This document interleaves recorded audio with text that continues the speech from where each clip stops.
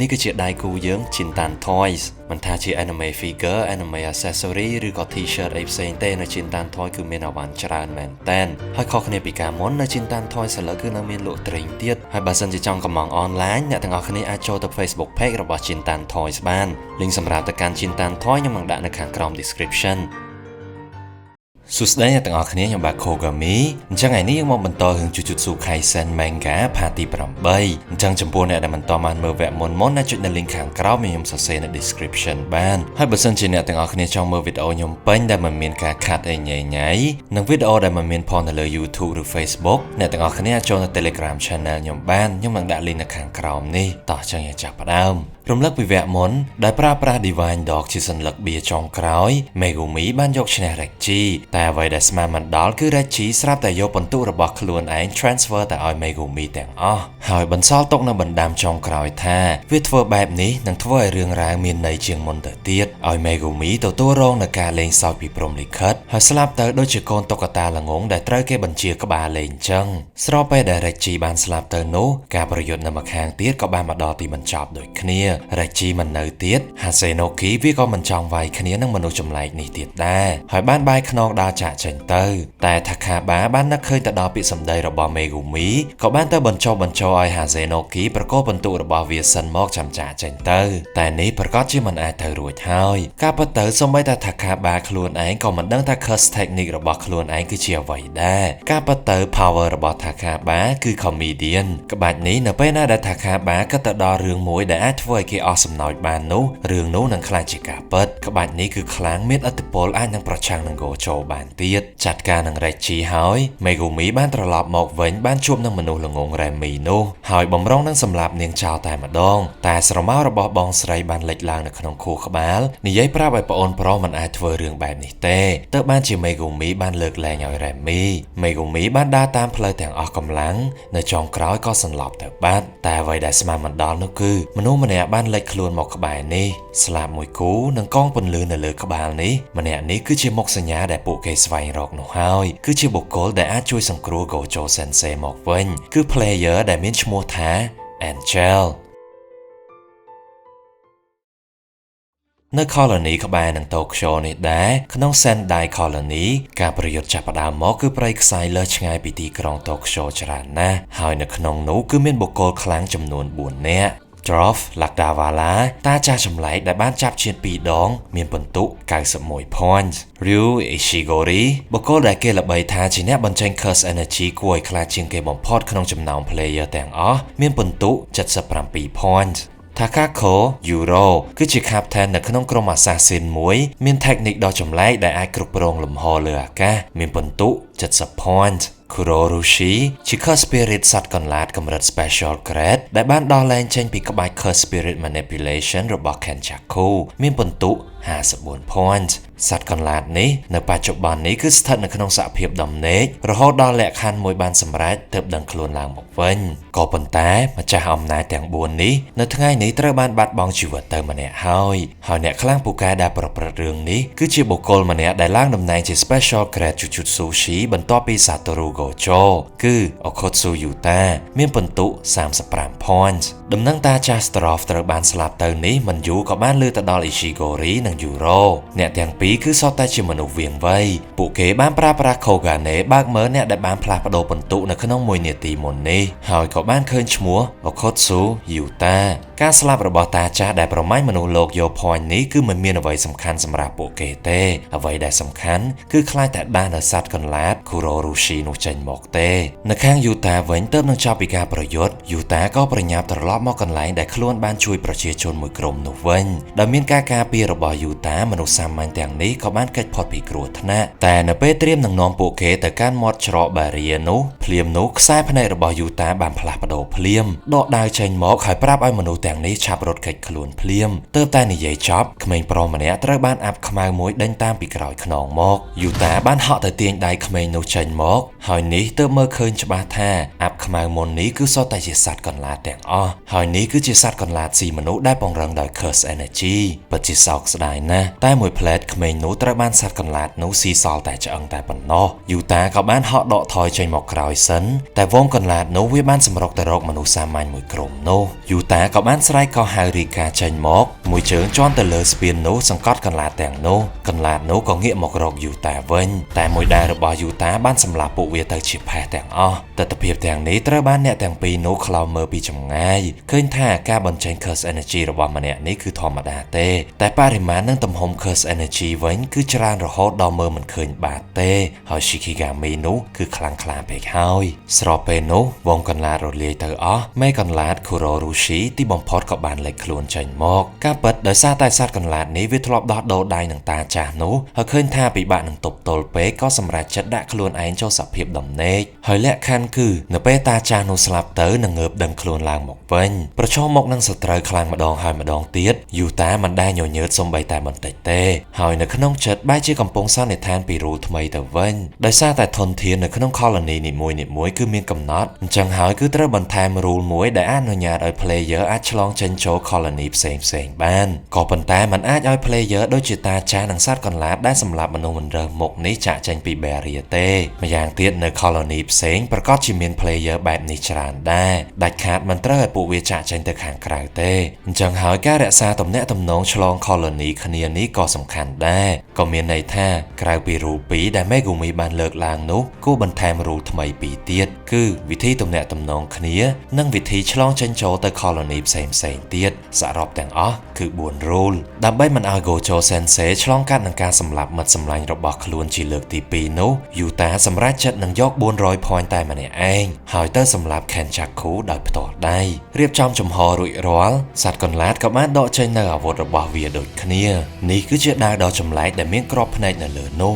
តែនៅមុខយូតាមិនខ្វល់ថានេះគឺជាដាវស្អីទេមួយដាវកាប់ដាច់ដៃវាតែម្ដងបន្ថែមមួយដាវទៀតចោះទៅតែមេកន្លាតនោះវាបានកិច្ចចេញតាន់ហើយហោះឡើងទៅលើតបភ្ជាប់ដៃរបស់វាឡើងវិញឃើញថាសត្រូវនេះមិនងាយនឹងទប់ទល់វាក៏បានជប់សត្វល្អិតជ្រែកដីពីក្បាលចេញមកសត្វនេះបានស្ទុះសម្ដៅទៅជ្រែកដីហុំព័ទ្ធយូតាក៏បានចាក់មួយដាវចូលទៅក្នុងដីមួយរំពេចខ្យល់គួចមួយបានលេចចេញមកហើយបានដេញសត្វពីក្បាលនោះចេញមកខាងក្រៅវិញហើយស្ទុះទៅមួយដាវកាប់ដាច់ជាពីរតែម្ដងតែភ្លាមនោះមេកន្លាតឆ្លៀតឱកាសបានលួចឆ្មក់ពីក្រោយខ្នងមកយូតាបានរងដាវរបស់វាជាប់តែស្មានមិនដល់ដាវចម្លែកនោះបានបាញ់ចេញនៅរបស់ចម្លែកអ្វីមកយូតាមានអារម្មណ៍ថាឈឺនៅដៃឆ្វេងក៏ប្រញាប់ដកថយបង្កើនកម្លាតតែមួយរំពេចក្រោយមុខរបួសនៅដៃឆ្វេងនោះបានបាញ់ចេញនៅសត្វកន្លាតពីក្បាលចេញមកយូតាបានទ្រាំឈឺកាប់សម្លាប់សត្វកន្លាតពីរនោះតែភ្លាមនោះដាវរបស់មេកន្លាតនោះក៏បានស្ទុះមកដល់ហើយកាប់ត្រូវយូតាបាត់ទៅហើយការចាញ់ឈ្នះរបស់ការប្រយុទ្ធមួយនេះ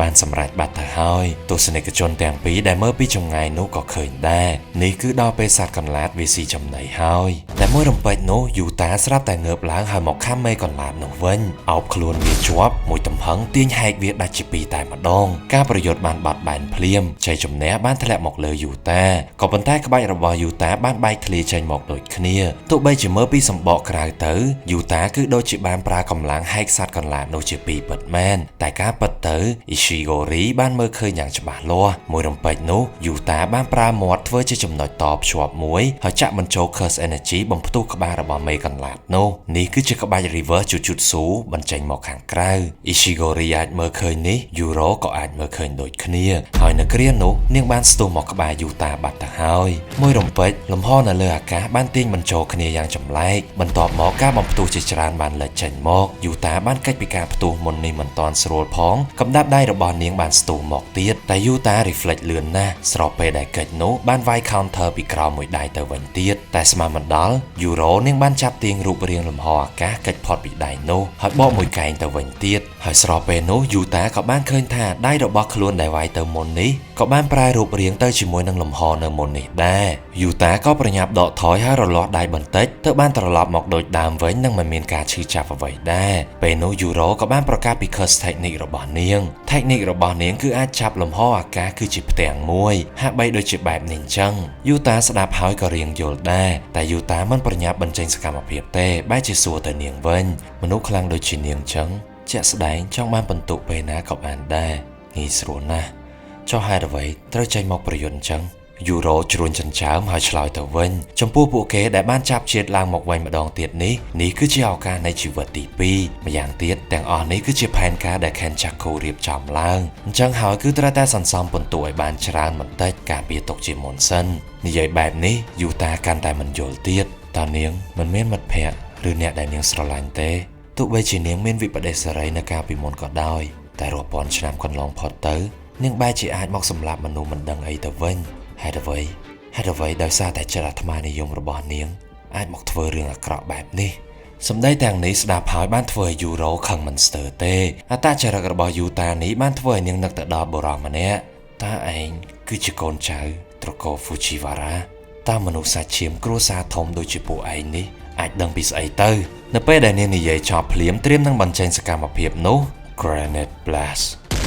Curse Technique របស់ Ishigori បានសម្ដៅមកពួកគេភ្លាមពិតជាដូចនឹងរហស្សនាមមែនអ្នកបញ្ចេញ Curse Energy លេខ1របស់គេពិតមែនត្រឹមតែមួយកាណុងនេះបានកំទេចផ្លូវទាំងមូលតែម្ដង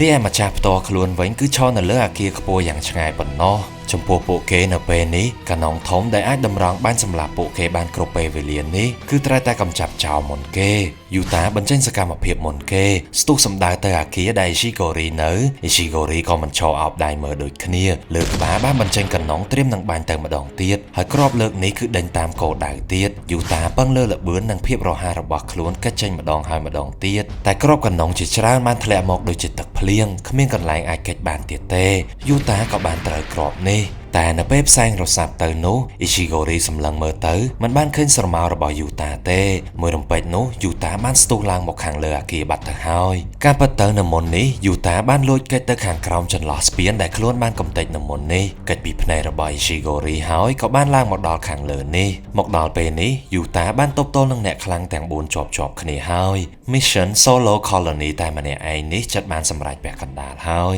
តែពួកគេក៏មិនបានប្រញាប់បញ្ចេញសកម្មភាពដែរIshigori ក៏បានដកដីកែមួយអុចបារីមួយដើមហើយប្រាប់ទៅយូតាជីវិតរបស់វានៅជាតិមុនមិនមានអារម្មណ៍ស្កប់ស្កល់ទេទោះបីជាវាមានអ្វីគ្រប់យ៉ាងតែក្នុងចិត្តវាចេះតែមានអារម្មណ៍ស្រេកឃ្លានអ្វីម្យ៉ាងហាក់បីដូចជាបារីមួយដើមនេះអញ្ចឹងពេលជក់ហើយគឺបន្សល់ទុកនៅរសជាតិផ្អែមជាប់មាត់តែជីវិតរបស់វាមិនដែលមានបង្អែមនោះទេនិយាយចប់វាក៏បានស្ទុះមកភ្លាមមិនត្រឹមតែកណ្ដុងមានកម្លាំងខ្លាំងក្លាទេមួយដៃរបស់វាក៏បូកបញ្ចូលនឹងកម្លាំង Curse Energy ដ៏គួរឲ្យខ្លាចដូចគ្នាម្ខាងជាអ្នកមានសន្ទុះ Curse Energy គួរឲ្យខ្លាចម្ខាងទៀតគឺជាអ្នកមានទំហំ Curse Energy ច្រើនដល់រាប់មិនអស់ការតង្កេចរវាងអ្នកទាំងពីរមួយណាក៏ក្រើកខ្លាំងដែរក៏ប៉ុន្តែអ្នកដែលចាញ់ប្រៀបមុនគេគឺនៅតែជាយូតាហើយត្រូវបានវាវាយមួយដៃប៉ើងចេញមកទៀតបន្ទាប់មកសម្លេងផ្ទុះមួយលាន់ឡើងវាបានស្ទុះមកក្បែរយូតាភ្លាមនៅលើក្បាលបានបញ្ចេញកណុងត្រៀមនឹងបាញ់គ្រាប់ដ៏ខ្លាំងក្លាដែលបានកំទេចផ្លូវទាំងមូលមុននេះចេញមកតែស្មានមិនដល់គ្រាប់នេះត្រូវបានយូតាយកដៃទទេរុញចេញទៅនៅពេល Ishigori ចុះមកដល់ដីវិញកម្ដាប់ដៃរបស់យូតាក៏បានធ្លាក់មកដូចគ្នាមួយដៃកម្លាំងដ៏ខ្លាំងក្លានេះនៅតែត្រូវ Ishigori រងជាប់ទៀតកណ្ដុងលើក្បាលបានបាញ់យូតាប៉ើងចេញទៅម្ដងទៀតហើយស្របពេលនោះស្មានមិនដល់យូរ៉ូដែលនៅស្ងាត់មួយសន្ទុះនោះបានលេចពីក្រោយខ្នងមកហើយយកដៃដាក់នៅក្រោយខ្នងយូតាមួយរំពេចក្រោយហែកលំហទាញយូតាទម្លាក់ចុះទៅក្រោមដីមួយទំហឹង Ishigori មួម៉ៅណាស់នៅពេលឃើញមានអ្នកដទៃលូកដៃក៏បានបាញ់កណ្ដុងទៅយូរ៉ូភ្លាមយូរ៉ូចាប់ទាញលំហបង្វែរទិសដៅរបស់កណ្ដុងនោះងាកទៅរក Ishigori វិញការប្រយុទ្ធរវាងអ្នកខ្លាំងទាំង3ក៏បានចាប់ផ្ដើមយូរ៉ូគឺមានស្ថានភាពល្អជាងគេ power របស់នាងគឺពិបាកនឹងទប់ទល់ណាស់រីឯ Ishigori ត្រូវកណ្ដុងខ្លួនឯងបាញ់ត្រូវមួយគ្រាប់នេះនៅតែអាចងើបឈរឡើងមកវិញធម្មតាទៀតចំណែកឯយូតាវិញនៅក្នុងភ្នែកពួកគេមើលមកគឺដូចជាអស់កម្លាំងណាស់ព្រោះបានឆ្លងកាត់ការប្រយុទ្ធជាច្រើនមកទៅហើយតែពួកគេស្មានមិនដល់ទេយូតាបានធ្វើការសម្រេចចិត្តរួចជាស្រេចហើយឆ្លងកាត់ការដោះដូរដៃគ្នាមួយសន្ទុះនេះការពិតទៅយូតាគ្រាន់តែចង់ទាញពួកគេចេញឲ្យឆ្ងាយពីជម្រករបស់មនុស្សសាមញ្ញតែប៉ុណ្ណោះហើយយូតាក៏បានសង្កេតមើលទៅឃើញថា Ishigori មិនយកមនុស្សសាមញ្ញធ្វើជាមុខសញ្ញារបស់វាទេវា challenge តែអ្នកខ្លាំងប៉ុណ្ណោះរីឯយូរ៉ូវិញក៏ដូចគ្នាដែរបើមើលទៅតាមពិន្ទុរបស់នាងគឺជាលេខគូមើលទៅនាងក៏ជ្រើសរើសវាយតែជូជូស៊ូស៊ីដូចគ្នាមិនសម្រាប់មនុស្សធម្មតាទេមើលទៅពេលវេលានេះគឺស័ក្តិសមហើយយូតាក៏បានលើកដៃឆ្វេងឡើងតោះរីកាផ្ដល់អ្វីគ្រប់យ៉ាងឲ្យខ្ញុំមក នៅពេលនេះយូតាត្រៀមនឹងបញ្ចេញសមត្ថភាពពិតប្រាកដចេញមកហើយអញ្ចឹងតើសាច់រឿងបន្តនឹងមានអ្វីកើតឡើងទៀតទៅតើយូតាអាចយកឈ្នះនឹង player ខ្លាំងៗនៅ Sendai Colony នេះទេយើងរងចាំមើលនៅភាពបន្តទៀតអញ្ចឹងវីដេអូមួយនេះបានមកដល់ទីបញ្ចប់ត្រឹមនេះហើយបើសិនជាអ្នកទាំងអស់គ្នាពេញចិត្តនៅវីដេអូមួយនេះកុំភ្លេចជួយ like ហើយនិង subscribe ផងហើយកុំភ្លេចជួយដាក់កណ្ដឹង notification នៅ YouTube Channel ហើយនិង Cipher នៅ Facebook Page ហើយបើសិនជាអ្នកទាំងអស់គ្នាចង់មើលវីដេអូខ្ញុំពេញដែលមិនមានការខាត់អីញ៉ៃញ៉ៃនិងវីដេអូដែលមិនមានផងនៅលើ YouTube និង Facebook អ្នកទាំងអស់គ្នាអាចចូលនៅ Telegram Channel ខ្ញុំបានខ្ញុំនឹងដាក់ link នៅខាងក្រោមនេះអរគុណខ្លាំងមែនតើអញ្ចឹងយើងចាំជួបគ្នានៅវីដេអូក្រោយទៀតបាយបាយ